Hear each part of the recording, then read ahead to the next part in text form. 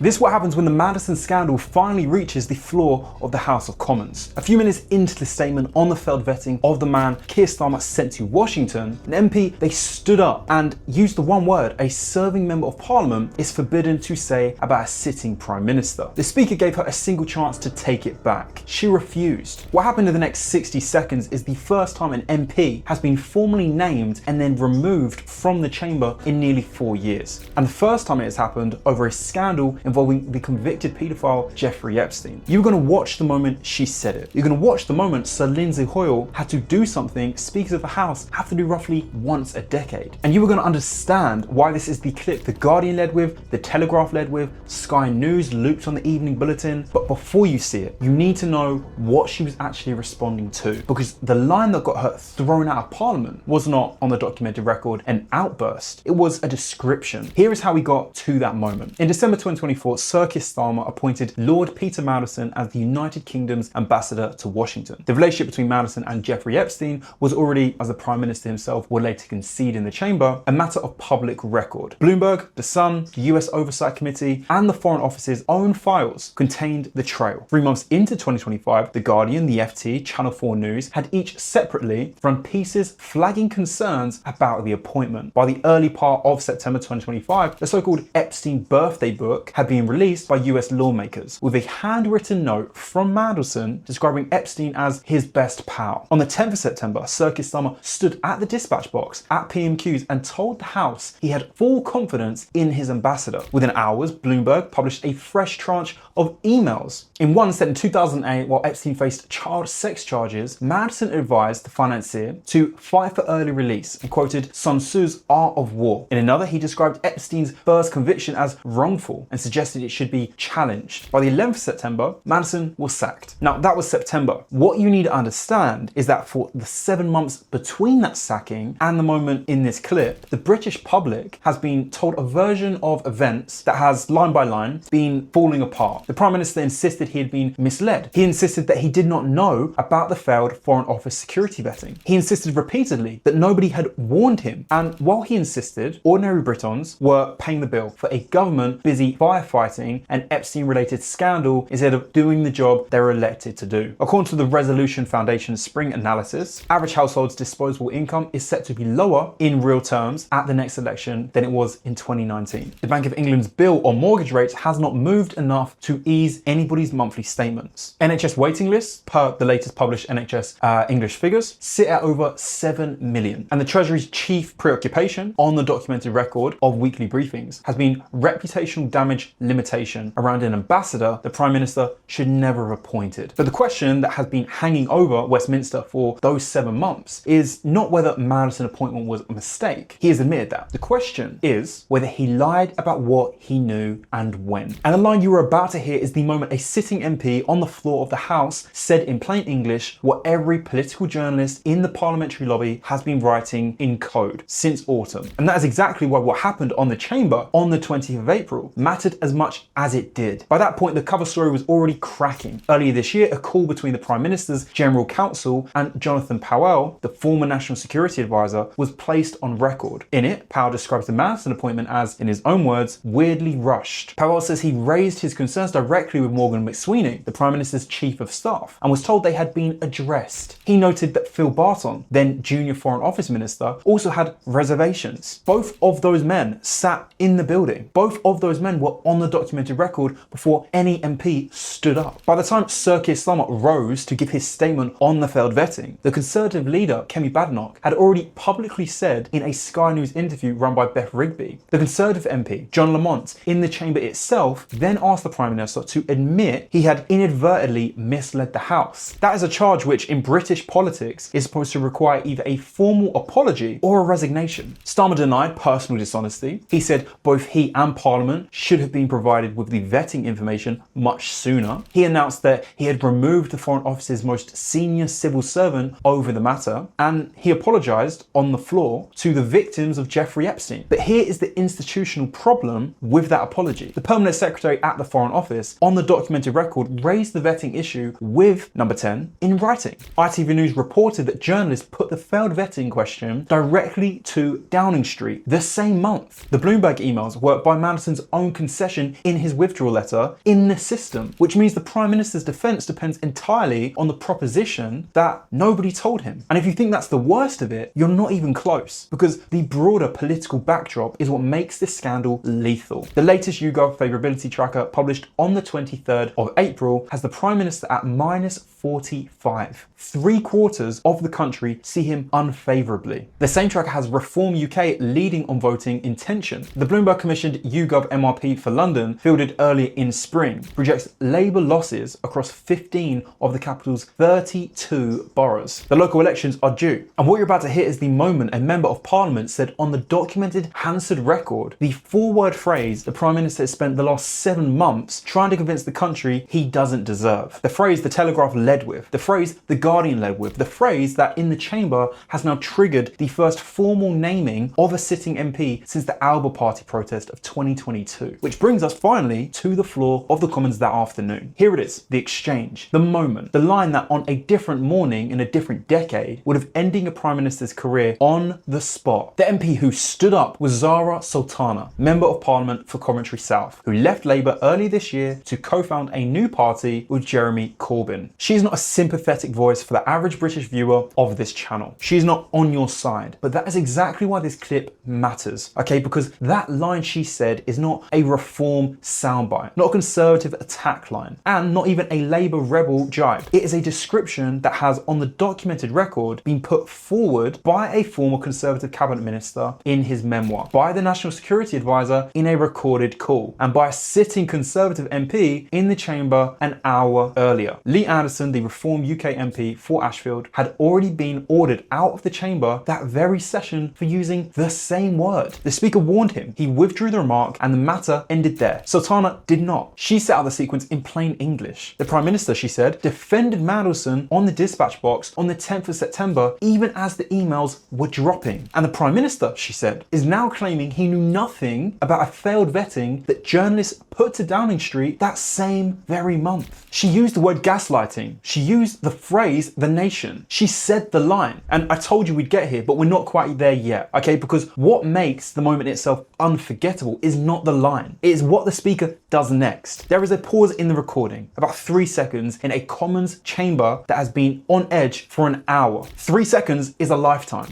The Speaker leans in to his microphone and gives her one chance to take it back. She refuses. Sir Lindsay Hoyle has presided over Brexit, Partygate, the Trust budget, and the Speaker Rebellion of 2024. He has not, in any of those, had to invoke the formal naming procedure on a sitting MP. It exists in Erskine May, the procedural Bible of the House. It has not been used since 2022. It is what the Speaker reaches for when the chamber has lost something more important than decorum. The motion to suspend her is moved, suspended by the Deputy Chief Whip, Jen Kitchener, and put to the chamber. The vote is taken in the conventional way. The MP for Coventry South is removed from the service of the House. As she is escorted out, the Speaker says on the open microphone 6 words that the Guardian lifted as the stand first of its lead piece the next morning. Those 6 words are how the Speaker of the House feels about the constitutional health of this Parliament under this Prime Minister. They are not addressed to the MP being escorted out. They are addressed to the chamber, to the country, and by extension to the man on the front bench who put them there. There's no point me describing this any further. The Mandelson appointment cost a Parliament Secretary their job. It cost the Foreign Office its credibility. It cost the Prime Minister a public apology to the victims of Jeffrey Epstein. And on the floor of the chamber on the 20th of April, it cost a sitting MP her seat for the week. The reason it cost her that seat is that she said on the open record what the National Security Advisor, the Conservative leader, a Reform UK MP, and a Conservative backbencher had said in their own ways earlier that morning. You've heard the build. You've heard the documented record. You've heard the names. The only thing left is the moment itself. Watch what happens. Zarah Sultana.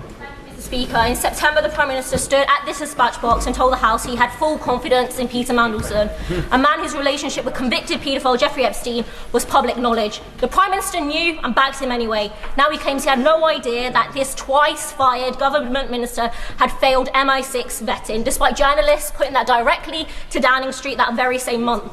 Mr. Speaker, we all know that the Prime Minister appointed Mandelson because he owes his job to him.